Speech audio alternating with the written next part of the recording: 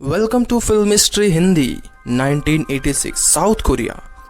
एक serial killer का आतंक जिसने पूरे देश को हिला दिया। 10 हत्याएं, एक जैसा पैटर्न और कोई सुराग नहीं। पुलिस, मीडिया, जनता सब ने उसे ढूंढा, पर कातिल का चेहरा आज भी एक राज है। मेमोरीज ऑफ मर्डर सिर्फ एक फिल्म नहीं, ये उस कड़वी हकीकत की कहानी है जिससे कोरिया 30 साल तक डरता रहा। कहानी की शुरुआत में हमें कोरिया के एक छोटे से शहर को दिखाया जाता है जहां खेत के पास एक लड़की की लाश मिली है जिसे बेहद ही बेरहमी से मारा गया था और उसे इन्वेस्टिगेट करने पार्क डोमेन नाम के ऑफिसर को भेजा गया है। डोमेन जिसे पहली बार इतना बड़ा केस मिला है और अपने शहर में हीरो बनने का सुनहरा मौका। डोमेन अपने काम में लग जाता है और एरिया के चोर उचक्कों को पकड़ लेता है सस्पेक्ट के तौर पे। अब अगले दिन फिर से उसी खेत में एक और लड़की की लाश मिलती है जिसकी हालत पिछली वाली लाश से मिलती जुलती है, मानो इन्हें एक ही किलर ने मारा है। सबूत के नाम पर डोमेन को एक जूते का निशान मिलता है, पर एक ट्रैक्टर उसे भी बर्बाद कर देता है। 2 लाश मिल चुकी है और डोमेन के पास कोई क्लू नहीं है। दोनों लाश को फॉरेंसिक जांच के लिए भेज दिया जाता है। रात में डोमेन अपनी वाइफ के साथ होता है, तभी उसकी वाइफ उन्हें कॉन्ग हो के बारे में बताती है जिसके पिता एक छोटा सा रेस्टोरेंट चलाते हैं। कॉन्ग हो जो कि एक मेंटली और फिजिकली चैलेंज लड़का है, उसे लोगों ने कल रात उस लड़की का पीछा करते देखा था जिसकी लाश डोमेन को खेत के बीच में मिली थी। डोमेन तुरंत कॉन्गो को शक के आधार पर गिरफ्तार कर लेता है। डोमेन उससे पूछताछ करता है, पर कॉन्गो खुद को बेकसूर बताता है। तभी वहां ऑफिसर चोयोन आता है और कॉन्गो को मारता है। डोमेन और चोयोन को लगता है कि कॉन्गो ने उन लड़कियों को मारा है। अगले दिन एक आदमी को दिखाया जाता है जो एक लड़की का पीछा कर रहा है, जिसे देख लड़की डर से भागने लगती है। डोमेन ये सब देख लेता है और उस आदमी को मारने लगता है। तभी वो आदमी अपना नाम सीओ बताता है और वो भी एक डिटेक्टिव है जिसे सियोल से भेजा गया है उन लड़कियों के मर्डर का इन्वेस्टिगेशन करने। डोमेन उससे अपनी गलती के लिए माफी मांगता है और उसे लेकर मर्डर वाली जगह पहुंचता है। दरअसल डोमेन के पास कॉन्गो के खिलाफ कोई सबूत नहीं है, इसलिए वो कॉन्गो के जूते का निशान उस जगह बना देता है। अब सीओ डोमेन के साथ ऑफिस पहुंचता है जहां वो अपनी ड्यूटी ज्वाइन करता है। डोमेन कॉन्गो को उसके जूते का निशान दिखाकर जबरदस्ती जुर्म कबूल करने के लिए फोर्स करता है। उसके ना मानने पर वो लोग उसे जंगल ले जाते हैं और जान से मारने की धमकी देते हैं ताकि डर से वो अपना जुर्म कबूल कर ले। और यहाँ कुछ ऐसा होता है जिससे डोमेन और चोयोन दोनों शॉक्ड हो जाते हैं, क्योंकि कॉन्गो बताता है कि किस तरह उस लड़की का रेप किया गया और तड़पा तड़पा के मारा गया। ये सुनकर उन्हें यकीन हो जाता है कि कॉन्गो ही कातिल है, लेकिन तभी वो पलट जाता है मानो उसने कुछ कहा ही नहीं। डोमेन और चोयोन उसे मारते पीटते हैं। सीओ ये सब देखकर समझ जाता है कि ये लोग गलत तरीके से केस को सॉल्व करने की कोशिश कर रहे हैं, इसलिए वो केस को बारीकी से छानबीन करता है। अब अगले दिन डोमेन और पूरी टीम बहुत खुश है क्योंकि वो लोग कॉन्गो को कत्ल वाली जगह ले जा रहे हैं जबरदस्ती कन्फेस करवाने के लिए। उन्हें यकीन है कि कॉन्गो ही कातिल है क्योंकि उसे मर्डर के बारे में इतना पता है, यानी उसने ही ये मर्डर किया होगा। सभी लोग उसे खेत के पास लेकर पहुंचते हैं। तभी सीओ अपने सीनियर को बताता है कि कॉन्गो कातिल नहीं है क्योंकि पोस्टमार्टम के अनुसार उन लड़कियों का गला दबाकर मारा गया है और कॉन्गो के हाथ में इतनी ताकत नहीं है कि वो किसी को गला दबाकर मार सके। सीनियर ऑफिसर सीओ की बात नहीं मानता है। तभी कॉन्गो के पिता उसे देख लेते हैं और चीख चीख के मीडिया के सामने अपने बेटे को बेकसूर बताने लगते हैं। कॉन्गो भी रो रो कर सबको बताने लगता है कि ये लोग उसके साथ जबरदस्ती कर रहे हैं। मीडिया से बचने के लिए सभी लोग वहां से भाग जाते हैं। मीडिया में इतनी बदनामी के बाद कॉन्गो को छोड़ दिया जाता है। सीईओ नए सिरे से केस को इन्वेस्टिगेट करता है और चीफ को बताता है कि जिस रात उन लड़कियों का कत्ल हुआ उस दिन बारिश हो रही थी। दोनों लड़कियां सिंगल और खूबसूरत थी और उस दिन उन्होंने लाल ड्रेस पहना था। एक लड़की का मिसिंग रिपोर्ट लिखाया गया है जिसने लाल ड्रेस पहना था और उस दिन बारिश भी हो रही थी, यानी एक और लाश उन्हें ढूंढना है जो अभी तक नहीं मिला है। सीईओ चाहता है कि उसे एक टीम मिले जिसके साथ मिलकर वो बॉडी को ढूंढे। चीफ उसे एक टीम दे देता है। खेतों में सर्च शुरू किया जाता है। डोमेन और चोयोन को सीईओ की बातें बेकार लगती है, पर कुछ ही देर में उन्हें वो मिसिंग लड़की की लाश मिल जाती है जिसके पोस्टमार्टम से ये साफ हो जाता है कि उसे भी सेम किलर ने मारा है। रात में सीईओ डोमेन एक साथ ड्रिंक करते हैं जहां दोनों के बीच छोटी सी नोकझोंक होती है, क्योंकि डोमेन को लगता है कि सीओ उसके काम में टांग अड़ा रहा है, पर सीओ जल्द से जल्द केस को सॉल्व करना चाहता है। अब अगले दिन फिर से बारिश होती है और हम एक लड़की को देखते हैं जो सुनसान इलाके में है। तभी उसे झाड़ी में किसी के होने का एहसास होता है, जिसे सुनकर वो भागती है। अचानक कोई अनजान आदमी उसे पकड़ लेता है, यानी एक और मौत, जिसकी लाश अगले ही दिन मिलती है। अब सभी लोग केस को लेकर बहुत परेशान हो जाते हैं, क्योंकि शहर में डर का माहौल है और लोगों का भरोसा पुलिस से उठता जा रहा है। तभी एक लेडी ऑफिसर उन्हें रेडियो में गाना सुनाती है, जो हर बार बारिश के दिन ही बजने का रिक्वेस्ट किया गया है, और उस दिन मौतें हुई हैं। सीओ के अलावा कोई भी उसकी बातों को सीरियस नहीं लेता है, इसलिए वो रेडियो स्टेशन जाकर उस इंसान के बारे में पता करने की कोशिश करता है, पर वहां उसके हाथ कुछ नहीं लगता है। डोमेन केस सॉल्व ना होने के कारण बहुत परेशान है, क्योंकि पूरे शहर के लोगों का विश्वास पुलिस के ऊपर से खत्म हो रहा है। उसे परेशान देख उसकी वाइफ उसे एक तांत्रिक के बारे में बताती है, जो अपनी शक्ति से उसकी मदद कर सकती है। डोमेन भी अंधविश्वास में आ जाता है और उस तांत्रिक के पास चला जाता है, जो उसे वारदात वाली जगह जाकर एक रिचुअल करने बोलती है, जिससे उसे अपराधी के बारे में पता चल जाएगा। वो भी नासमझ की तरह वारदात वाली जगह जाकर रिचुअल करने लगता है, जिससे उसे कोई फायदा नहीं होता है। तभी वहां सीओ आ जाता है, जिसे देख डोमेन और चोयोन छुप जाते हैं। दरअसल सीओ उस जगह फिर से छानबीन करने आया था, ताकि उसे कोई सबूत मिल सके, क्योंकि वो अपने काम के प्रति बहुत सीरियस है। तभी वहां एक और आदमी आता है, जिसे देख के वो भी छुप जाता है। उस आदमी के हाथ में लेडीज अंडरगारमेंट है, जिसे वो जमीन पर रख देता है और मास्टरबेट करने लगता है। ये देख उन्हें लगता है कि वही अपराधी है, इसलिए वो सभी उसे पकड़ने के लिए दौड़ते हैं। वो आदमी उन्हें देख वहां से भागने लगता है और पास की फैक्ट्री में घुस जाता है, क्योंकि वो उसी फैक्ट्री में काम करता है।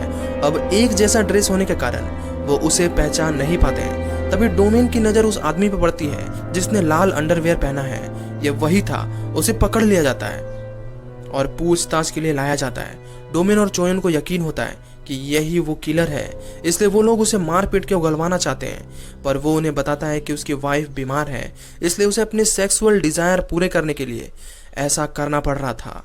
चोयोन उसके घर जाता है, जहां सच में उसकी वाइफ बीमार है, पर उसके घर में बहुत सारे गंदे मैगजीन हैं, जिससे चोयोन को उसके ऊपर शक बढ़ जाता है। सीओ, जिसे पता चलता है पास के स्कूल में कुछ बच्चों ने किसी को देखा था एक लड़की को मारते हुए, इसलिए वो सच्चाई पता करने उस स्कूल में चला जाता है, जहां वो एक लड़की से मिलता है जो बहुत सुंदर है और उससे बहुत इज्जत से बात करती है।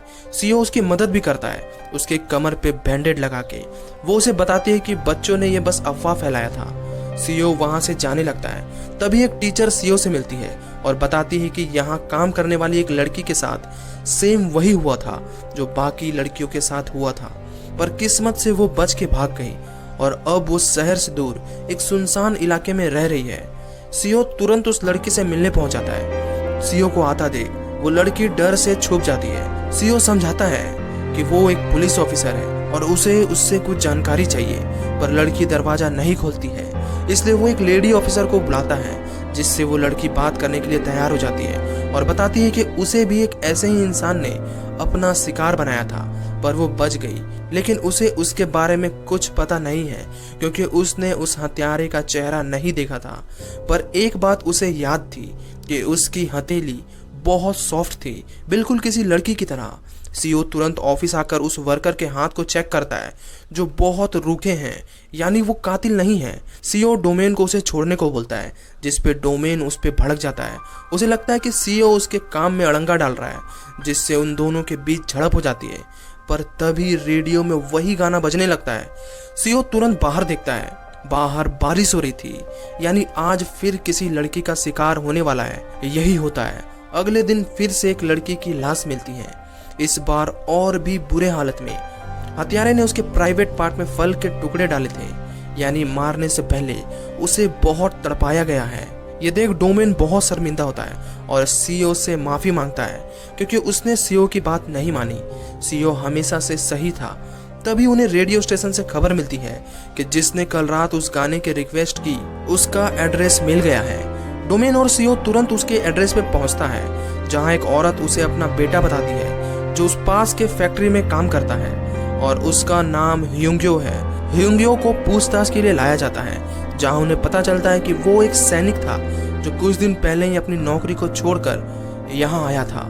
सीओ बोलता है कि जब से तुम आए हो तब से ही ये सब हो रहा है, जिसपे वो इन सब चीजों को बस एक इत्तेफाक बताता है। यहाँ तक कि उस गाने को भी सीओ उसके हाथ को चेक करता है जो बहुत ही सॉफ्ट है, जैसा उस लड़की ने बताया था, जिससे उनका शक यकीन में बदल जाता है कि ये वही हत्यारा है जिसे ये लोग ढूंढ रहे थे। सीओ उसे सच उगलवाने के लिए वो फल दिखाता है जो उस लड़की के प्राइवेट पार्ट से निकला था। अब माहौल काफी इंटेंस होने लगता है। ह्योंग्यो भी काफी इरिटेट होने लगता है उनके सवाल जवाब से, लेकिन वो एक आर्मी वाला है इसलिए कोई उस पे हाथ नहीं उठाता है। पर चोयोन को उस पे बहुत गुस्सा आता है और वो उस पे हाथ उठा देता है, जिसके कारण उसे इस केस से हटा दिया जाता है और अब सबूत ना होने के कारण ह्योंग्यो को छोड़ दिया जाता है। अब डोमेन और सीओ काफी दुखी होते हैं क्योंकि उन्हें पूरा यकीन था कि ह्योंग्यो ही कातिल है, पर सबूत के अभाव के कारण वो कुछ नहीं कर पा रहे थे। तभी उन दोनों को कोंगो की याद आती है, जिसने उन्हें बहुत डिटेल में मर्डर के बारे में बताया था, यानी जरूर उसने ऐसा होते हुए देखा था। वो भाग के कोंगो के घर जाते हैं जहाँ चोयोन पहले से ही मौजूद था और शराब पीकर वहाँ के लोगों से मारपीट कर रहा था। तभी कोंगो एक लकड़ी उठाकर चोयोन के पैर पे मारता है जिस पे कील थे। चोयोन जख्मी हो जाता है और ये देख कोंगो वहाँ से भाग जाता है। डोमेन और सीओ उसका पीछा करते हैं। कोंगो डर से एक पोल पे चढ़ जाता है, बहुत बुलाने पर भी नीचे नहीं आता है, इसलिए वो लोग नीचे से उससे सवाल करते हैं कि तुम्हें उस मर्डर के बारे में इतना कैसे पता है। तभी वो बताता है कि उसने ऐसा होते देखा था। वो लोग किसी तरह कोंगो को नीचे ले आते हैं और उससे ह्योंग्यो की फोटो दिखाते हैं और कंफर्म करने बोलते हैं कि क्या ये वही आदमी है जिसने उस रात लड़की को मारा था। वो बताने ही वाला होता है कि तभी वहाँ चोयोन आ जाता है, जिससे डर के कोंगो फिर से भागने लगता है। डोमेन उसके पीछे जाता है, लेकिन तभी कोंगो का एक्सीडेंट ट्रेन से हो जाता है और उसकी मौत हो जाती है। ये देख डोमेन को काफी दुख होता है क्योंकि कोंगो ही उन्हें कातिल तक पहुंचा सकता था। अब फिर से उनके हाथ कुछ नहीं है, पर तभी उन्हें फॉरेंसिक से खबर मिलती है कि उन्हें लास्ट वाली लड़की के ड्रेस से सीमेन के कुछ बूंद मिले हैं, जिसे डीएनए के लिए भेजा जाएगा। अगर वो ह्योंग्यो के डीएनए से मैच हो जाए तो ये उनके लिए बहुत ही स्ट्रॉन्ग एविडेंस होगा, पर इसके लिए उन्हें एक वीक इंतजार करना पड़ेगा क्योंकि डीएनए टेस्ट करने यूएस भेजना पड़ेगा। इसलिए सीओ ह्योंग्यो के ऊपर नजर रख रहा है ताकि वो फिर से कोई जुर्म ना कर सके, पर ह्योंग्यो उसकी नजरों से बच के निकल जाता है। सीओ उसके घर जाता है पर वो अपने घर में नहीं होता है और आज फिर बारिश हो रही है, यानी वो आज फिर से शिकार करेगा। और ऐसा ही होता है, रात के अंधेरे में कोई शख्स एक छोटी लड़की को मारने की तैयारी कर रहा है। अगले दिन उस लड़की की डेड बॉडी जंगल में मिलती है, जिसे और भी बुरी तरह मारा गया है। सीओ देखता है ये वही लड़की है जिससे वो स्कूल में मिला था। ये देख वो गुस्से से भर जाता है और सीधा ह्योंग्यो के घर जाता है जहां वो मौजूद होता है। देख के लग रहा था मानो रात भर वो सोया नहीं है। सीओ उससे मारते हुए रेलवे ट्रैक तक लाता है और उस पे अपनी बंदूक तान देता है। वो उसे मारने ही वाला होता है कि तभी वहां डोमेन आ जाता है जिसके हाथ में डीएनए रिपोर्ट है। सीओ तुरंत रिपोर्ट पढ़ता है, जिसे देख उसके पैरों से जमीन खिसक जाती है। उसकी आंखें फटी की फटी रह जाती है क्योंकि रिपोर्ट के अनुसार ह्योंग्यो का डीएनए मैच नहीं करता है। सीओ को रिपोर्ट पे यकीन नहीं होता है और वो उसे मारने की कोशिश करता है, जिसे डोमेन रोक लेता है। ह्योंग्यो उसके सामने से चला जाता है और ये देख सीओ पूरी तरह टूट जाता है। कुछ साल बाद का समय दिखाया जाता है। डोमेन, जो कि डिटेक्टिव की नौकरी छोड़ चुका है और दूसरी कंपनी में काम करता है, वो घूमते हुए उसी खेत के पास जाता है जहां उसे पहली लड़की की बॉडी मिली थी। तभी वहां एक लड़की आती है और डोमेन से पूछती है कि क्या यहाँ कुछ है, क्योंकि कुछ दिन पहले एक और आदमी यहाँ इसी तरह कुछ खोज रहा था। डोमेन उससे पूछता है कि क्या उसने उस आदमी का चेहरा देखा था। वो लड़की हाँ कहती है और जैसा हुलिया वो बताती है वो बिल्कुल ह्योंग्यो से मिलता है। ये सुनकर डोमेन के होश उड़ जाते हैं और मूवी यहीं खत्म हो जाती है। दोस्तों, मुझे तो लगता है कि ह्योंग्यो ही कातिल था। आपकी क्या राय है कमेंट में जरूर बताएं। कहानी अच्छी लगी हो तो चैनल को सब्सक्राइब करें। मिलता हूँ आपसे अगली वीडियो में।